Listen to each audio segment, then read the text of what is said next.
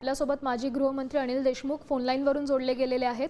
नमस्कार देशमुखजी, महत्त्वाची अपडेट आहे, एनडीए सोबत जाणार नाही, आपण विरोधातच आहोत असं स्वतः शरद पवार यांनी आपल्या कार्यकर्त्यांना सांगितलेलं आहे।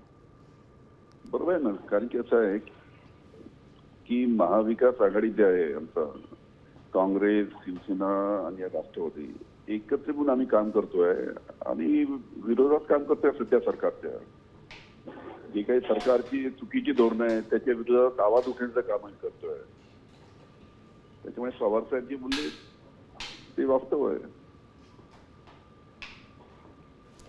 बरोबर, पण आपल्या पक्षातल्या अनेक वरिष्ठ नेत्यांच्या ज्या भेटीगाठी होत होत्या नरेंद्र मोदी यांच्यासोबत, त्यामुळे काहीसं महाविकास आघाडीत पण संभ्रमाचं वातावरण होतं, त्यावर काय बोलाल?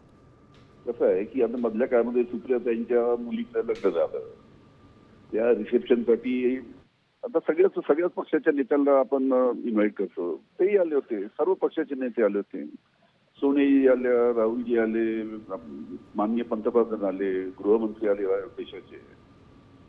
त्याच्यामुळे लग्न समारंभात भेटीगाठी होत राहतात। नक्कीच, धन्यवाद अनिलजी, आपण सविस्तर बातचीत केली याकरता।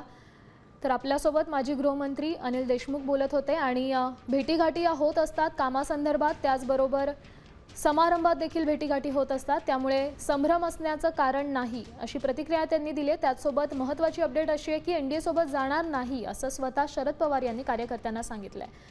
वैदेही, तुम्हालाही धन्यवाद दिलेल्या या सविस्तर अपडेटसाठी। वेळोवेळी आम्ही तुमच्याकडून या संदर्भात